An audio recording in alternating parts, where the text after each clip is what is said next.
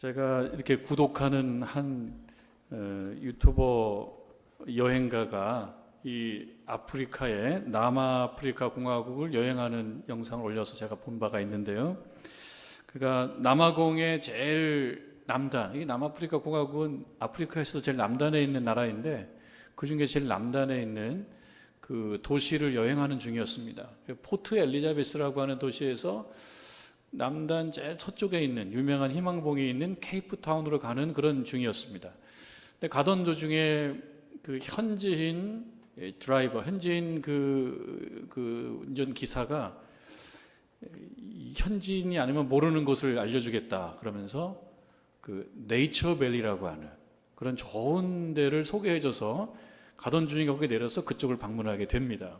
그리고 걸어갑니다. 숲속으로 걸어가는데 이제 여행 중에 힘든 상황 속에서 자기 나름대로는 힐링을 경험하면서 걷고 있습니다. 걷다 보니까 숲 깊은 곳에 들어가요. 거기에 휴양지가 있는 거예요. 이거는 현지인이 아니면 모르는 곳인데 정말 그 주인장 말처럼 천국을 온 것 같은 그런 이제 느낌을 경험을 합니다. 그래서 하루를 잘 쉽니다. 하루를 잘 쉬고 잠을 자고 일어나서 그 낮에, 다음날 낮에 이제 좀 편안하게 산책을 하려고 휴양하는 그 숙소 뒤쪽으로 이제 가게 됩니다. 뒤쪽을 보니까 이제 하나의 푯말이 있는데 매직 포레스트라고 하는, 그러니까 아주 마술 같은 숲이다, 이런 푯말이 있어서 그 푯말을 보고 그 뒤로 이어지는 깨끗한 산책로로 산책을 시작하는 거예요. 그 산책을 시작하면서 이제 산책로를 따라서 걷고 있는데 참 잘 정돈되어 있고 좋습니다. 그러면서 한참 걷다 보니까 그 좋은 그 산책로가 조금 이제 거칠어져요. 거칠어지면서 길이 길 같지 않은 느낌을 줍니다.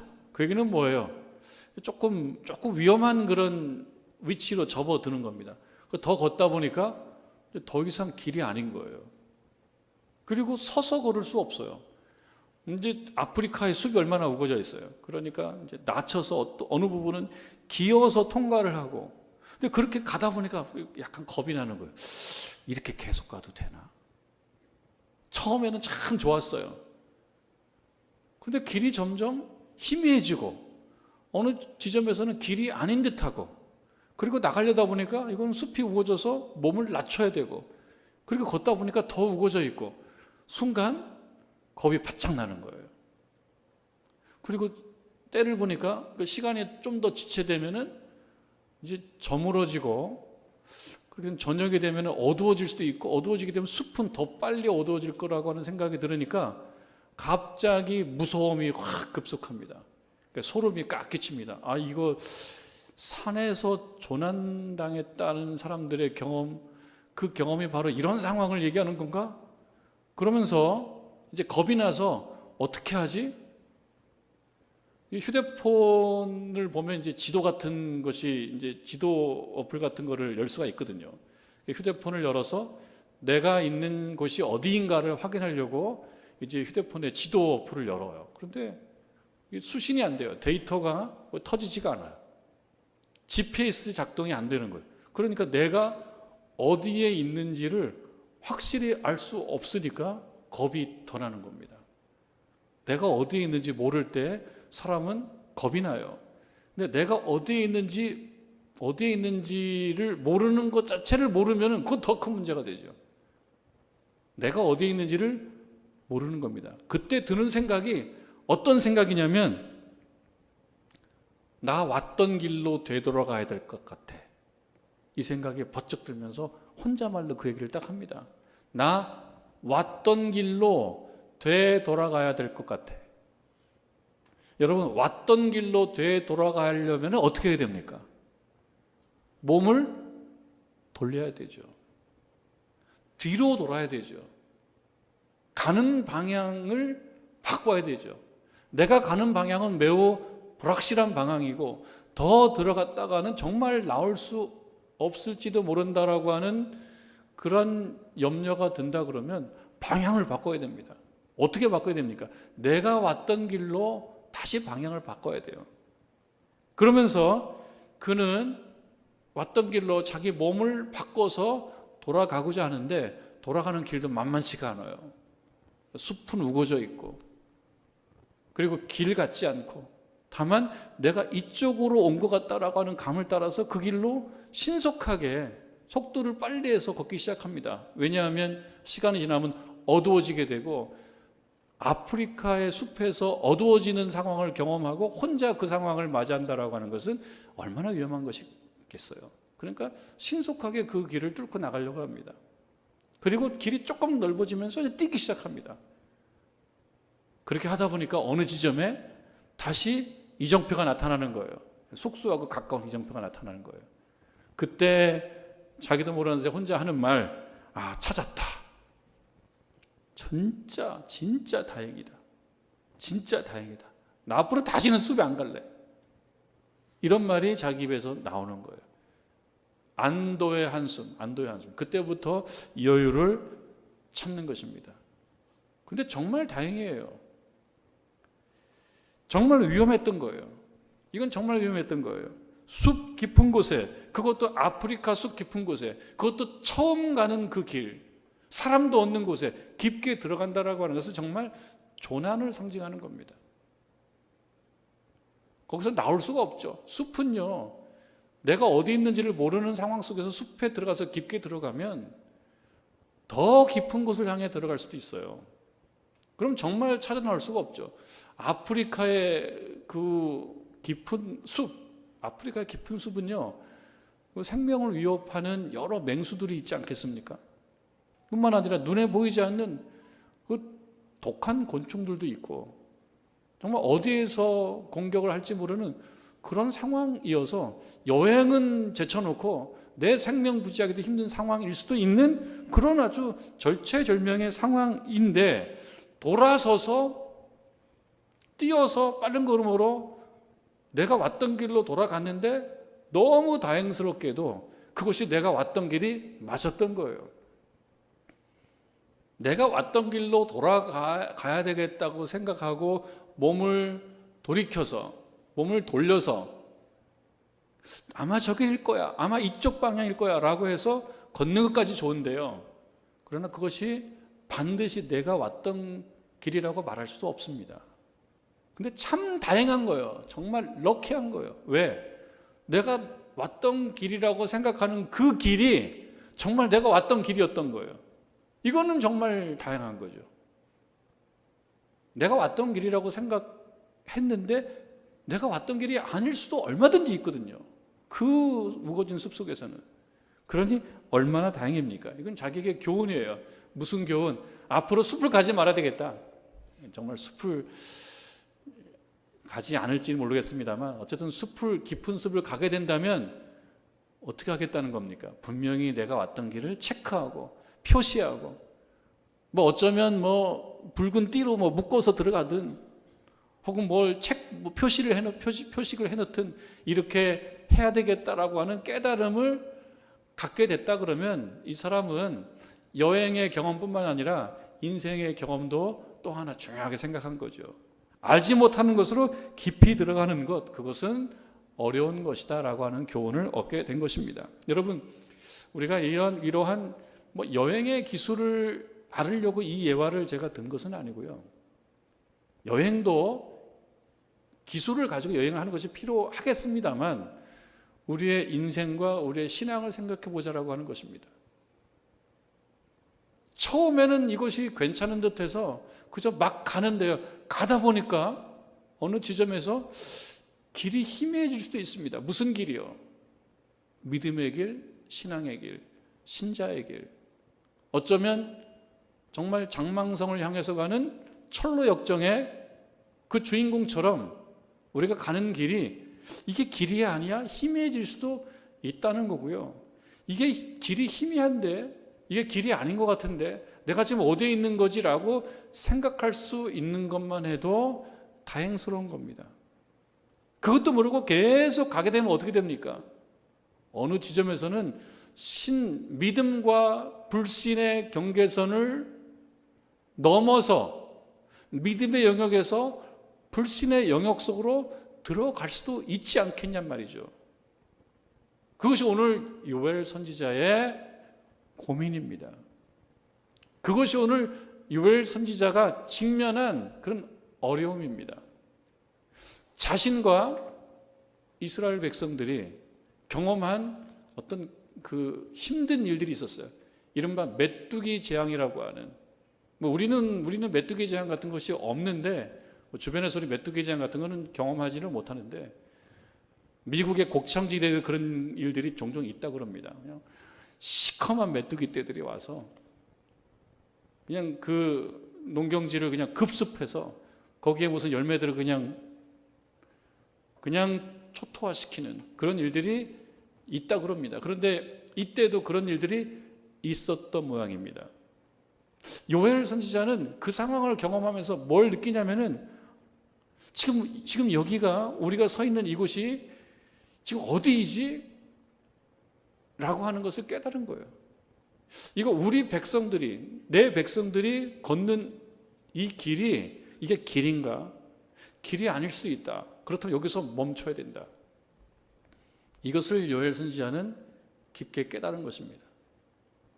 만약에 나와 내 백성들이 여기서 멈추지 않고 이 길을 계속 간다 그러면 거기에는 어쩌면 더 큰 어두움, 회복할 수 없는 어두움이 있을지도 모른다라고 하는 그 어떤 느낌을 갖게 된 것입니다. 이 요엘 선지자는. 그것이 2장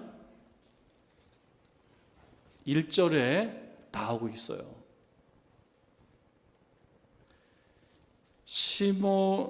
시온에서 나팔을 불며 나의 거룩한 산에서 경고의 소리를 질러 이 땅 주민들로 다 떨게 할지니, 이 땅 주민들로 다 떨게 할지니 이는 여호와의 날이 이르게 됨이니라. 이제 임박했다. 여호와의 날이 임박했다. 그러면서 2절에 여러분 여호와의 날이 무엇인지 좀 설명해 줍니다. 곧, 이거는 설명하는 거죠. 곧 어둡고 캄캄한 날이요. 무슨 날이요? 여호와의 날이. 여호와의 날은 어떤 날이냐? 어둡고 캄캄한 날이다. 그리고 짙은 구름이 덮인 날이다. 어둡고 캄캄하고 짙은 구름이 덮인 날인데 이것이 지금 가까이 왔다. 마치 아프리카의 어떤 알지 못하는 숲속으로 들어가는데 점점점 길이 없어지고 날은 조금씩 어두워지면서 여기서 멈추지 않고 더 들어가게 되면 더 짙은 어둠이 나타나는데 그 짙은 어둠이 무엇이냐? 오늘 말씀에 의하면 여호와의 날이라고 하는 거죠. 근데 이 여호와의 날은 어떤 날입니까? 캄캄한 날이고 그리고 떨게 만드는 날이고 이 날은 곧 심판의 날입니다. 여호와의 날은요, 심판의 날입니다. 이때 이 백성들은 여호와의 날이라고 하는 그런 표현을 서로 주고받을 때 이 날이 어떤 날인지는 대략 알고 있었던 것 같아요. 이들의 어떤 대화체계 속에서는 여호와의 날, 그날은 심판의 날이에요.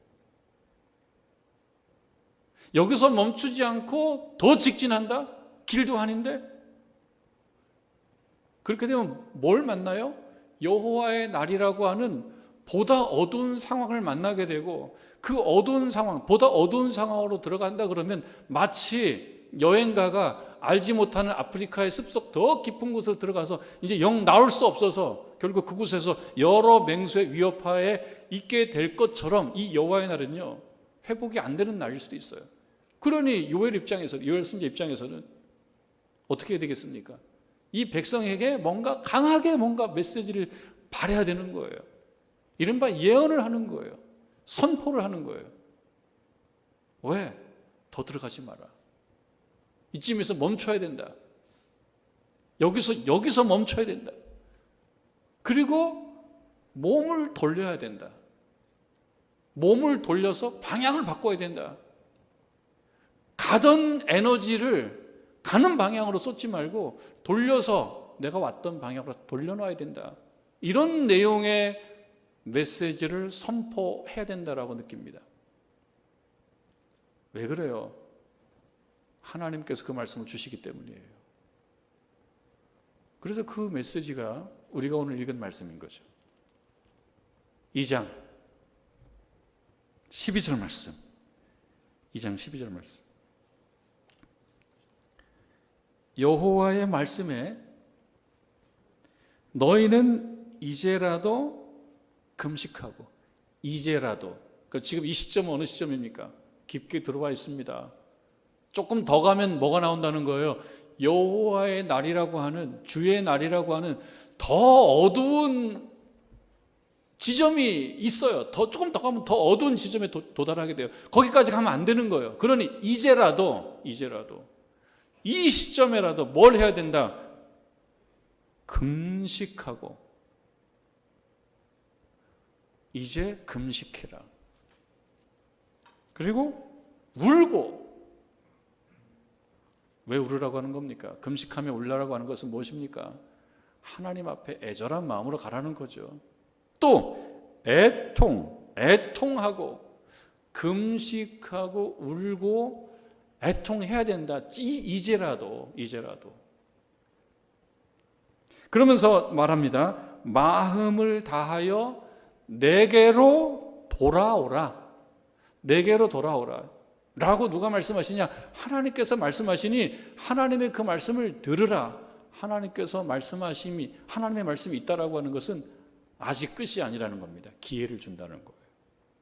기회를 준다는 거고, 그건 은혜를 주신다는 겁니다. 하나님의 말씀이 있다라고 하는 것은. 그렇게 하나님이 말씀하시니 듣고 돌아오라. 여러분, 돌아오라라고 하는 말은 달리 얘기하면 무엇입니까? 어느 지점으로부터 많이 떨어져 있다는 걸 얘기하는 거죠. 어느 지점으로부터 멀리 있다는 걸 얘기합니다. 그리고 돌아서지 않으면 더 멀어진다는 걸 얘기합니다. 그럼 그 지점이 어느 지점입니까? 누구로부터 멀어지는 겁니까? 내게로 돌아오라 했는데, 그 내게로라고 말씀하신 분이 우리 여호와 하나님이시니, 이 백성들이 어디로부터, 누구로부터 멀어지고 있다는 거예요? 하나님으로부터 멀어졌다는 거예요. 그런데 가는 사람들은 잘 몰라요. 얼만큼 멀어져 있는지를 잘 모릅니다. 잘 모르고 멀어져 있어요. 그러니 그 말씀을 들은 예언자는 속이 타서 선포합니다. 무슨 선포합니까? 돌아서라. 안 돌아서면 더 멀어진다. 더 멀어지고 조금 더 가면은 믿음과 불신의 경계선을 넘어가게 되고, 그 지점에 바로 뭐가 있느냐? 여호와의 날이라고 이름하는 더 어두운 상황에 직면하게 되고 맞닥뜨리게 되고, 그곳에 들어가면 살아나오지 못한다. 12장 앞에 12절 앞에 11절이 있잖아요. 그 11절에 나오는 말씀을 한번 보시면 이렇습니다. 여호와께서 그의 군대 앞에서 소리를 지르시고 그의 진영은 심히 크고 그의 명령을 행하는 자는 강하니, 그다음에 여호와의 날이 크고 심히 두렵도다. 이 벌써 앞에서 나오는 말씀하고 비슷하죠. 캄캄한 날이고 어두운 날이에요. 이 날은 심히 두려운 날이에요. 당할 자가 없어요. 이스라엘 백성이 당할 수가 없습니다. 여호와의 날에 다가오는 그 힘센 그 군대를 당할 수가 없습니다. 그래서 요엘 선지자는 이 백성이 여기서 멈춰야 됨을 힘주어서 강조하고 있고요. 멈출 뿐만 아니라 돌아와야 된다는 것을 얘기합니다. 누구에게로? 하나님에게로. 성경에서 하나님에게로, 특히 구약 성경에서 하나님에게로 돌아온다라고 하는 이 표현은요, 달리 표현하면 뭐냐면 회개하라는 얘기입니다. 회개라고 하는 것은 구약 성경 전통으로 얘기하면 돌아온다는 얘기예요. 그러니 여호와께로 돌아온다라고 얘기하는 것은요, 잘못된 지점에서 다시 올바른 지점으로 돌아오라. 이거는 달리 얘기하면 회개예요, 회개. 너희가 서 있는 그 지점이 더 가면 안 돼. 그쯤에서 멈춰야 돼. 그렇지 않으면 야훼의 날을 만나게 돼 있어. 여호와의 날을 만나게 되면 거기는 두려운 날이야. 무서운 날이야. 대적할 수가 없어. 그러니 더 가면 안 돼. 이쯤에서 뭘 해야 돼? 금식하고 울고 애통해 해야 돼. 기도하는 거예요. 회개하는 겁니다. 그것으로 자동적으로 회복된다라고 내가 단언할 수는 없지만, 그러나 우리가 할 수 있는 그게 최선이라 이거죠.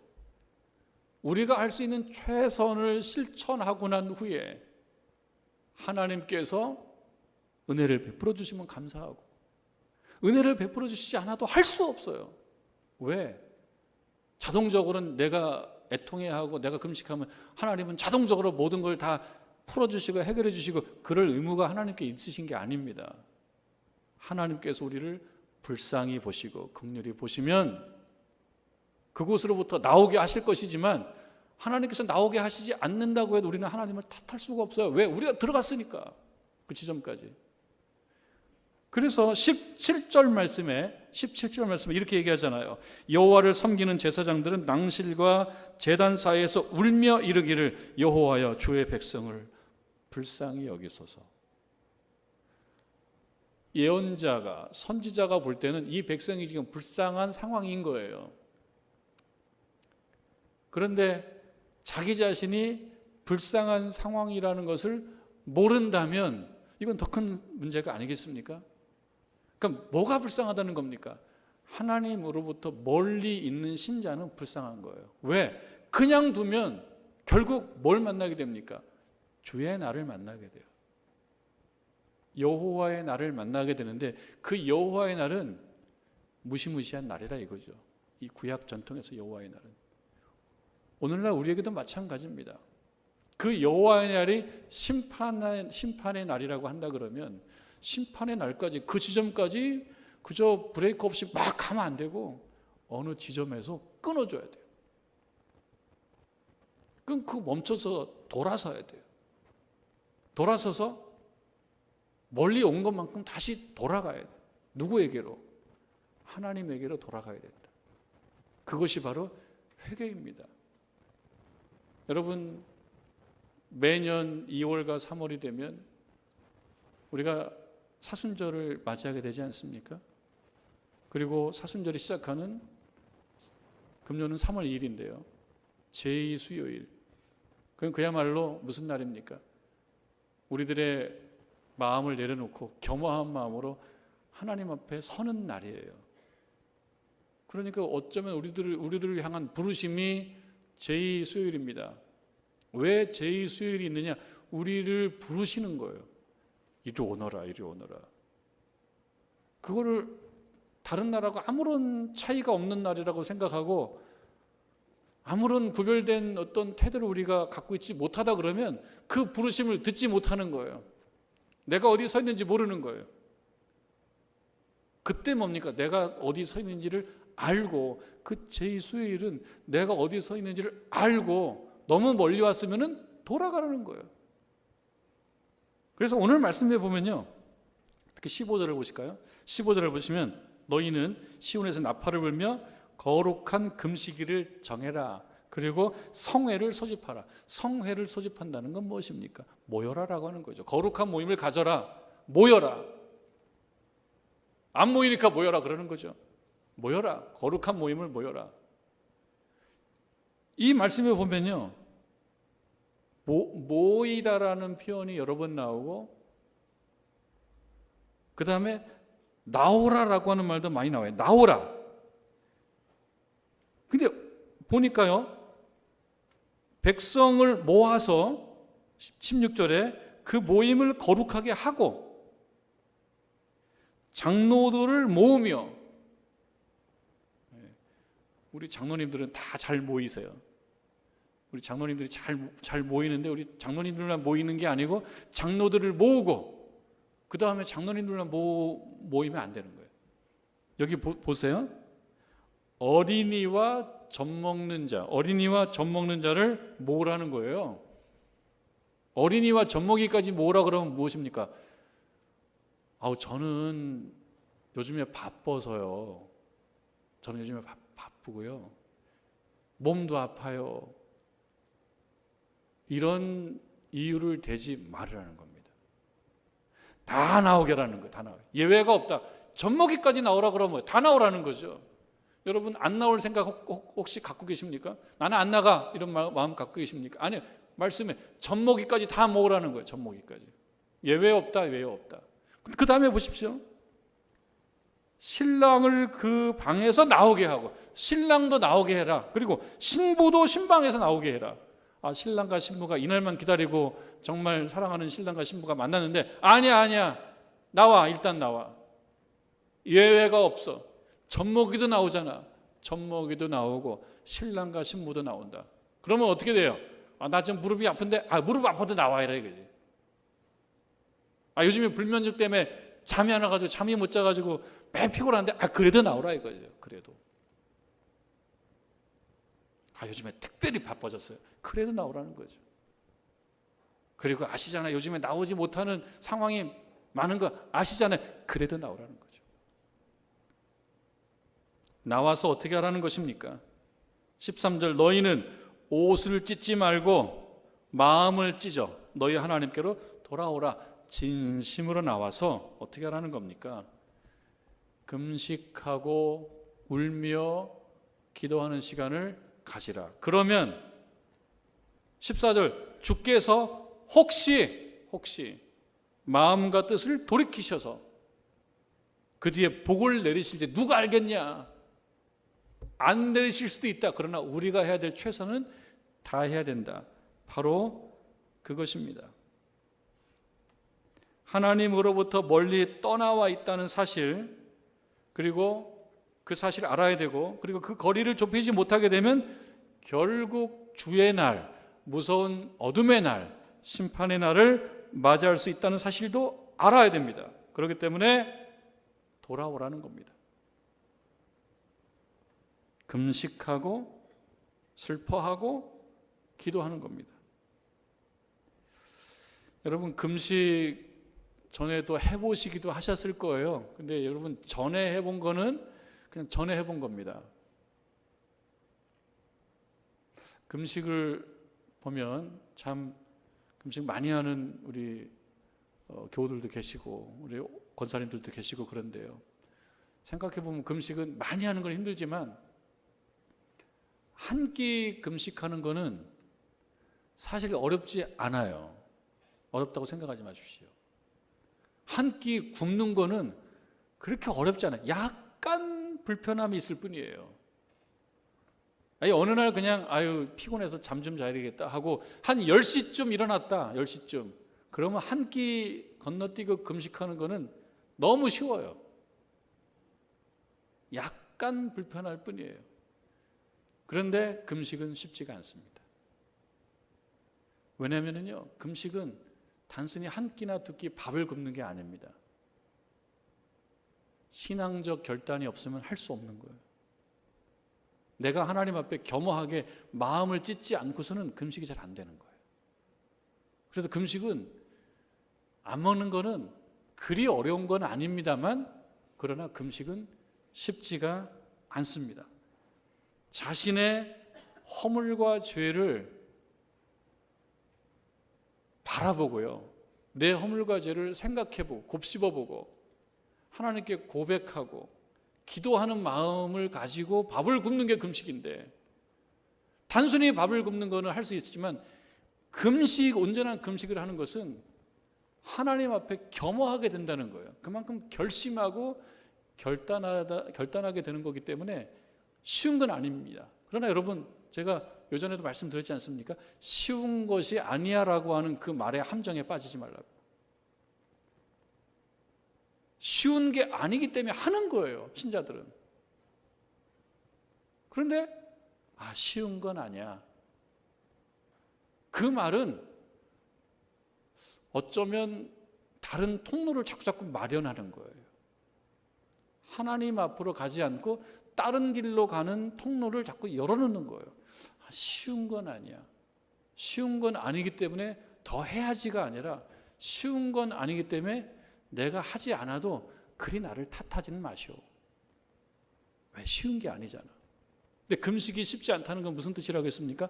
나의 허물과 나의 잘못과 나의 죄를 깊게 성찰하는 믿음의 결단이 있어야 되기 때문에 쉬운 게 아니라는 거예요. 그러나 여러분 한번 해보시길 바랍니다. 오늘 말씀, 이 요엘서 말씀은 이 역사적 배경이 잘 나오지 않습니다. 그저 메뚜기 재앙이라는 게 나오고, 그렇기 때문에 여호와의 날이라는 말씀이 나오고, 그렇기 때문에 신자들이요 내게로 돌아오라 이런 말씀이 나오거든요. 언제 이런 일이 있었는지가 잘 안 나와요. 이 말은요, 요엘서의 청중은 여기 몇 사람만 있는 게 아니라 우리들도 거기에 해당된다. 전 역사를 통해서 우리들도 해당된다. 정릉제일교회 성도님들도 이 요엘서의 청중들이다. 그렇다 그러면 무슨 말씀을 드려야 된다는 것입니까? 내게로 돌아오라. 내게로 돌아오는 방법은 무엇이냐? 금식하고,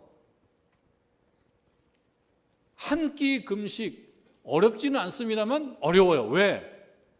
나의 죄와 허물을 인정하는 것이기 때문에, 우리 하나님을 바라보는 것이기 때문에, 이건 신앙적 결단이기 때문에. 그래서 이건 어렵지만, 쉽지 않지만 금식하며 하나님께 나아갈 때 하나님께서 여러분들에게 큰 은혜를 주실 줄로 믿습니다.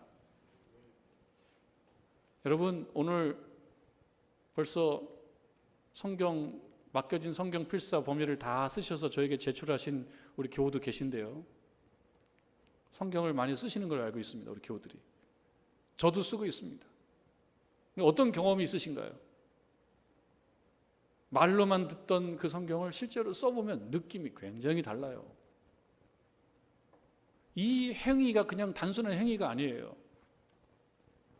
순종의 행위고, 결단의 행위고, 겸손의 행위고, 믿음의 행위예요. 그 글씨 몇 글자에 내가 거기에 순복하는 내 자신을 발견하게 되는 거예요. 겸허해지고 겸손해지는 모습을 발견하는 거예요. 그거는 제 말뿐만 아니고 제가 우리 교우들 얘기를 들어보니까 그래요. 이 놀라운 영적인 경험을 하고 있다고. 겸허해지는 거예요.